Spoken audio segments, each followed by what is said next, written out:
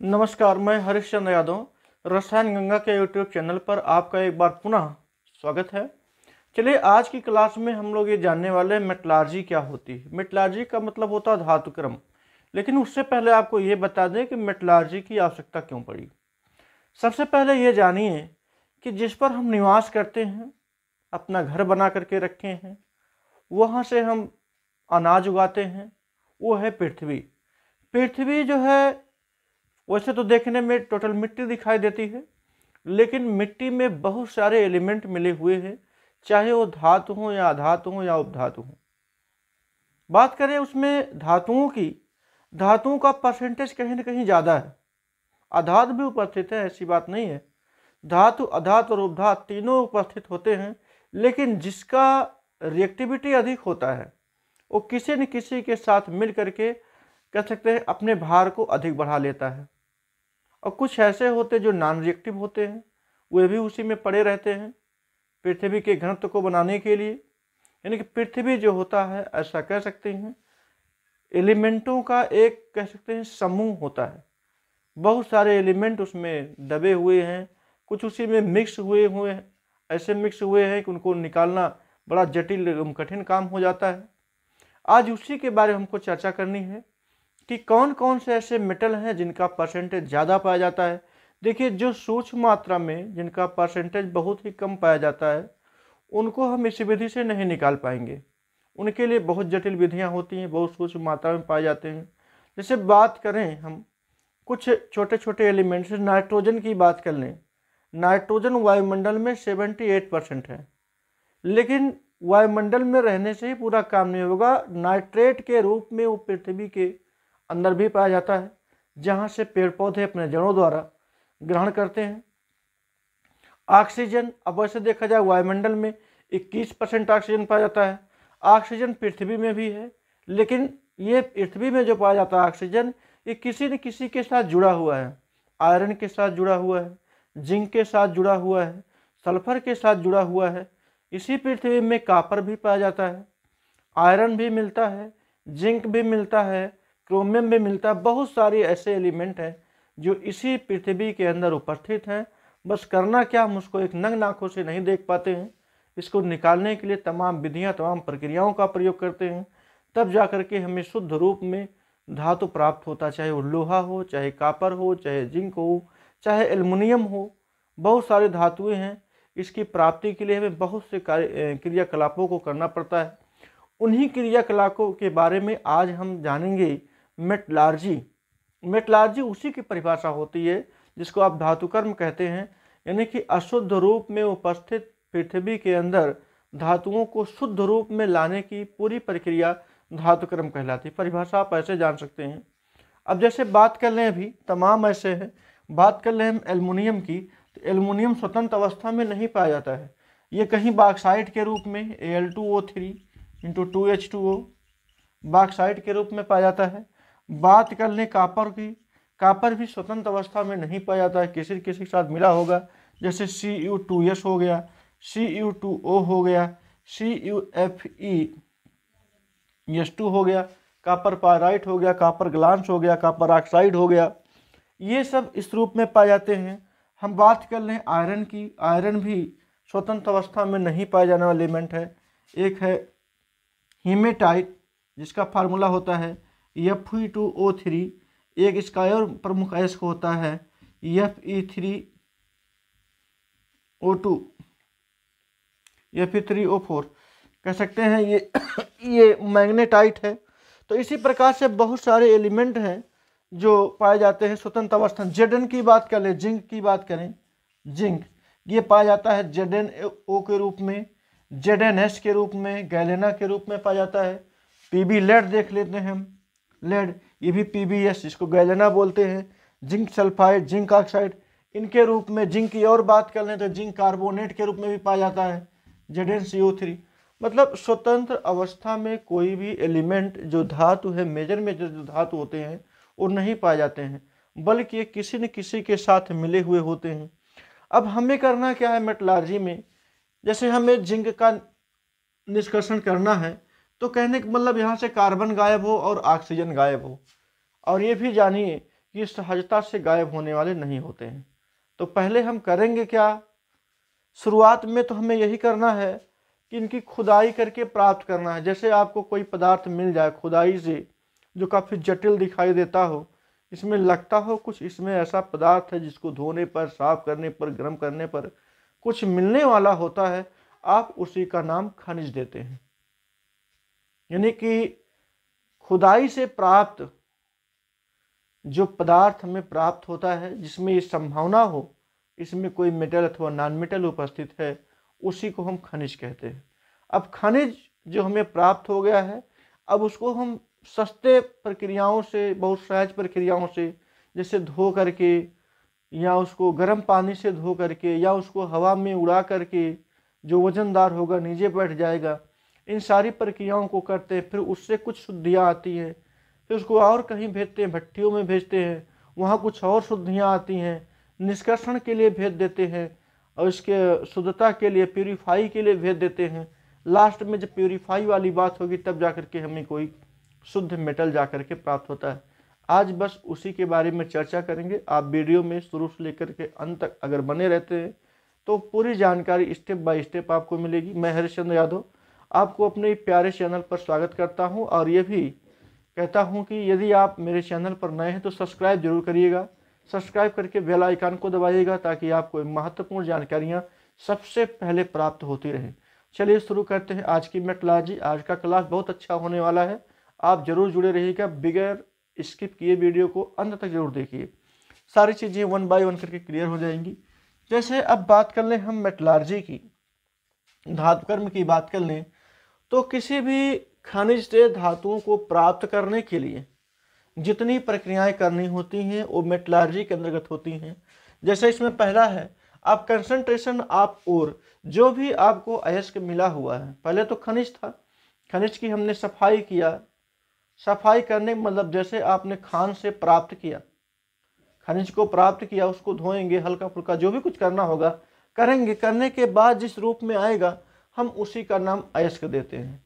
मतलब कुछ जो मिट्टी वगैरह लगी थी उसको आपने साफ कर लिया, साफ करने के बाद जिस रूप में मिला है उसी को ओर कहते हैं, ओर से या कहते हैं इसको अयस्क कहेंगे।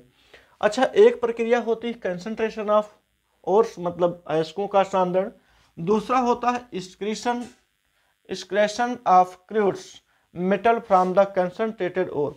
जो सांद्रित अयस्क होते हैं उससे हम मेटल के क्रूड का मतलब पूरी तरह से शुद्ध तो मेटल नहीं होगा, लेकिन कुछ तरीके से अशुद्ध ही मान लीजिए, अशुद्ध मेटल की प्राप्ति करते हैं और उसे ही रिफाइन करने के लिए आगे बढ़ा देते हैं। जब रिफाइन करेंगे, रिफाइन करने के भी कई तरीके हैं, जैसे विद्युत प्रक्रिया है, विद्युत अपघटनी प्रक्रिया है, मतलब तमाम ऐसी प्रक्रिया है। उस प्रक्रिया की चर्चा हम बाद में करेंगे, पहले इधर यदि रिफाइन जैसे भी किया जाता है वो करके हम शुद्ध अवस्था में किसी धातु की प्राप्ति करते हैं। जैसे पहला ये यहाँ पर पॉइंट है कंसंट्रेशन ऑफ ओर्स, मतलब अयस्कों का सांद्रण कैसे करेंगे। एक विधि है हाइड्रोलिक वॉशिंग। हाइड्रोलिक वॉशिंग का मतलब क्या होता है, जैसे जो भी ओर्स आपको प्राप्त हुए उनको आप पाउडर के रूप में ले लीजिए, उनको पीस लीजिए, और जब पीस लेंगे यहाँ पर तो क्या करेंगे, एक ऐसा पात्र लेंगे, इसी में ऐसे आप उस पाउडर को डाल देंगे और ऊपर से पानी डालते रहेंगे तो ये बहता रहेगा। जितने इसमें गंदे मलबे होंगे ये सब बह जाएंगे इस पानी के साथ, जो शुद्ध अयस्क बचेगा वो नीचे ऐसे बैठ जाएगा। यहाँ पर ऐसे कह लीजिए, यहाँ पर हाइड्रोलिक मतलब होता है थोड़ा प्रेशर के साथ पानी जब छोड़ेंगे, पानी छोड़ेंगे, स्टीमिंग होगा पानी, ये बहाव में होगा पानी, आप उसी पर ओर का पाउडर डालते रहेंगे तो जो उसके साथ बहने लायक होगा, पानी के साथ बहने लायक होगा वो बह जाएगा। धातु के जो अयस्क हैं कुछ शुद्ध अवस्था में नीचे बैठे हुए मिलेंगे, मतलब कुछ तो यहाँ से कंसंट्रेट, कुछ तो हल्का हुआ, सांद्रता आई। जो बेकार के सामान जुड़े थे, बेकार के एलिमेंट जुड़े थे, जो सॉल्युबल इन वाटर जैसे बिहेवियर रखते थे, वो पानी में घुल करके उसके साथ बाहर निकल जाते हैं। बाकी शेष जो नीचे बचता है वो थोड़ा सा कंसंट्रेट अयस्क आ जाता है। अच्छा, एक विधि तो ये हो गई।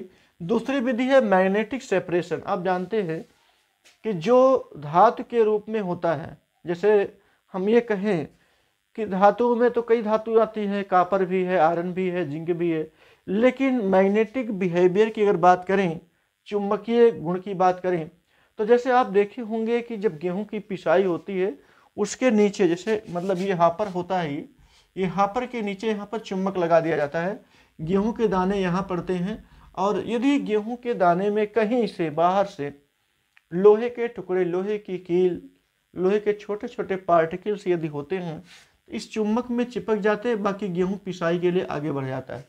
सेम प्रोसेस यहाँ यही है।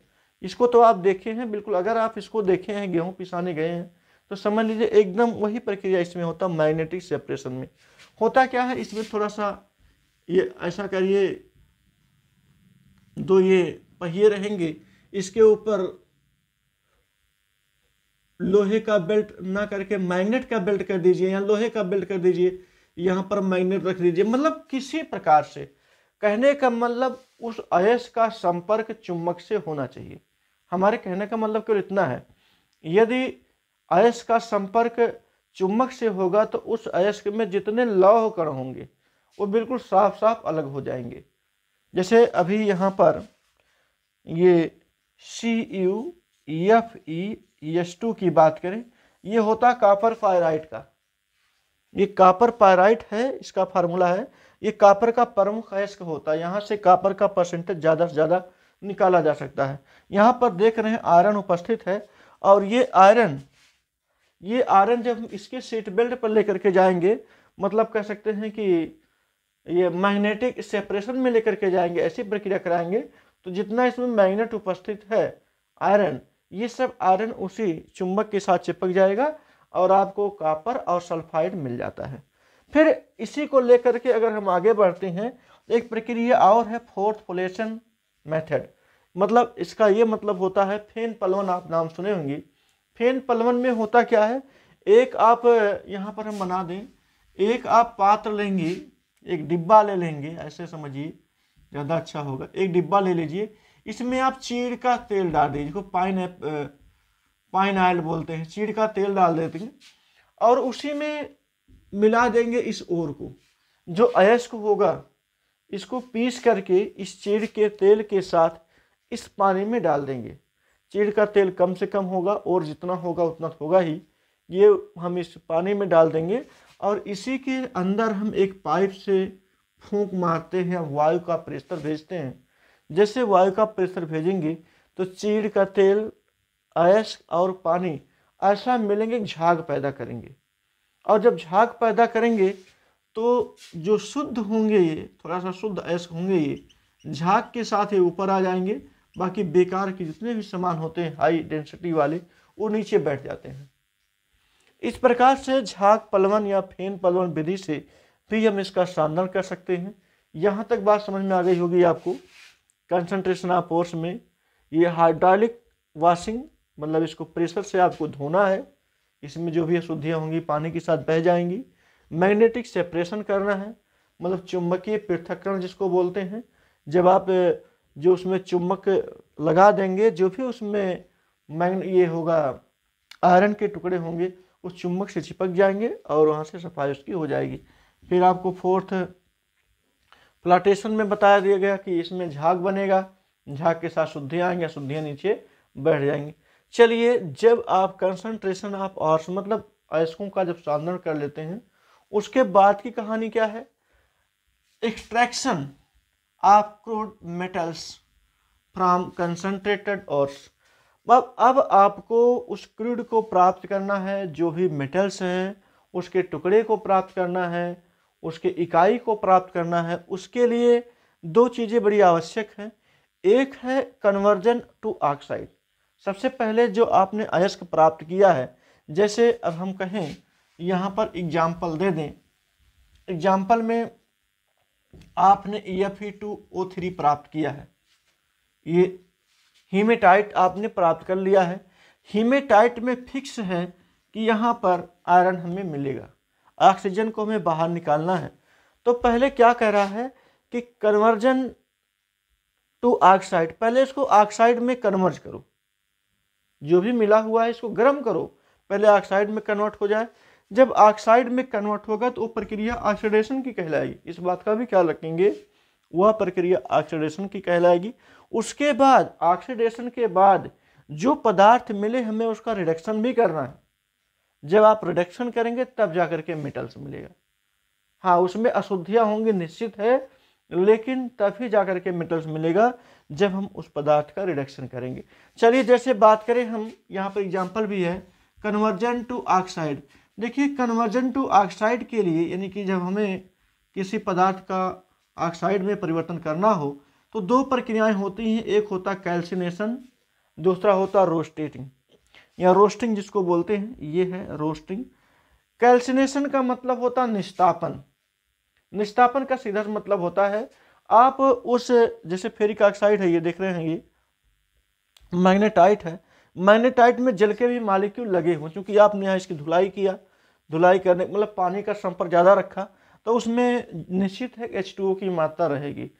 तो कैल्सिनेशन प्रक्रिया में, निस्तापन प्रक्रिया में आप इतना ही गर्म करेंगे कि उसमें उड़ने वाले जो पदार्थ हों, जैसे कार्बन डाइऑक्साइड हो, कार्बन मोनोऑक्साइड हो, H2O के मॉलिक्यूल हों, वो उड़ जाने वाले हों, मतलब इतना ही गर्म करेंगे, डायरेक्ट संपर्क में नहीं रखेंगे। एक बात और है, उस पदार्थ को जिसका आप कैल्सिनेशन करने जा रहे हैं उसको डायरेक्ट मतलब अग्नि के संपर्क में नहीं रखना है, इस बात का जरूर ख्याल रहे।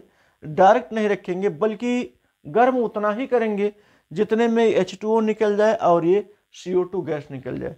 जैसे यहाँ आप देख रहे हैं Fe2O3 में H2O उपस्थित है, आपने इसको इतना गर्म किया, लेकिन सीधा नहीं गर्म किया बल्कि हटा करके गर्म किया, इसके डायरेक्ट अग्नि के संपर्क में नहीं रहा।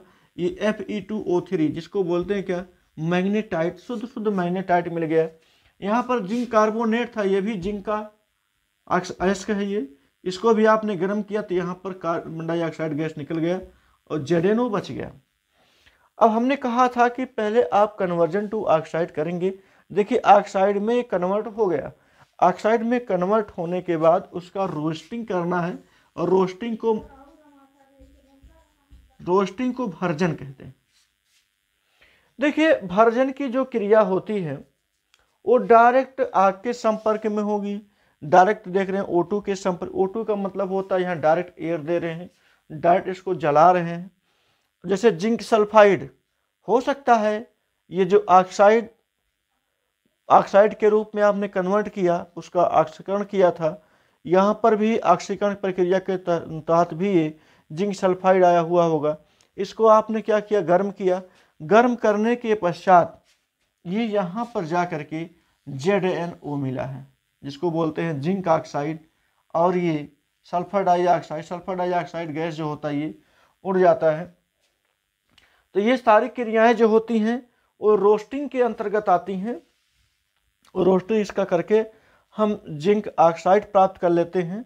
यहाँ पर डायरेक्ट इसको गर्म करके, ये सब कन्वर्जन ऑफ ऑक्सीडाइड के रूप में आ रहा है, ऑक्साइड के रूप में। अभी हम रिडक्शन नहीं कर रहे हैं, ये दो प्रक्रियाओं से, हमने कहा कैल्सिनेशन और रोस्टिंग, दो तरीके से आप ऑक्साइड में परिवर्तित कर सकते हैं। कैल्सिनेशन में इतनी बात को ध्यान में रखना है कि डायरेक्ट वह अयस्क आग के संपर्क में ना हो, आपको इतना गर्म करना है कि जो उसमें उड़ने वाले पदार्थ हों, चाहे H2O हो, चाहे कार्बन मोनोऑक्साइड हो, चाहे सल्फर डाइऑक्साइड हो, कुछ भी हो, वो उड़ तो जाए लेकिन वो पदार्थ पिघलना नहीं चाहिए।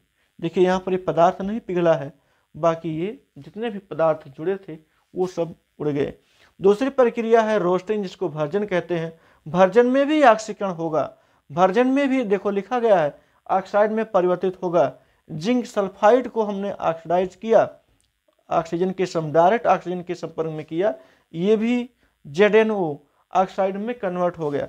अब इतना होने के बाद जब ये ऑक्साइड की प्रक्रिया पूरी हो जाती है तब हम पहुंचते हैं रिडक्शन। अब जैसे ही रिडक्शन करेंगे आपको क्रूड मेटल प्राप्त होगा। यहीं से रिडक्शन करना है आपको, जो भी प्राप्त हुए पदार्थ, जैसे मान लीजिए ये ZNO ही प्राप्त हुआ है, ये Fe2O3 ही प्राप्त हुआ है। अच्छा, इन पदार्थों का अपचयन करने के लिए हमने एक सूत्र, सामान्य सूत्र लिखा है, इस बात को ध्यान देंगे। MXOI, M मतलब होता है मेटल, O मतलब ये इसका ऑक्सीजन, X मतलब जो नंबर ऑफ मेटल है वो भी दिया रहेगा, YC, C हमने क्यों लगाया, देखिए C और CO, C और CO, ये दो पदार्थ गालक होते हैं। कभी कभी होता है उन पदार्थों को गलाने के लिए अधिक से अधिक टेम्परेचर देने की आवश्यकता होती है। जब अधिक से अधिक टेम्परेचर देने की आवश्यकता होगी, हो सकता है उसकी पूर्ति करने के लिए ज़्यादा खर्च देने पड़े। इससे बचने के लिए हम उसमें गालक पदार्थ मिला देते हैं। ये है कार्बन, ये कार्बन मोनोऑक्साइड है। इन गालकों की उपस्थिति में इनका गलन बहुत आसानी से हो जाता है। यहाँ पर इसीलिए इसको C लगा दिया गया, CO भी लगा सकते हैं। तब जा करके ये मेटल्स के रूप में, इसी को हम बोलेंगे क्रूड मेटल। ये क्रूड मेटल हमको प्राप्त होता है और बस अब इसके रिफाइनिंग, इसके प्यूरिफाइंग के लिए हम आगे के प्रोसेस में भेज देते हैं।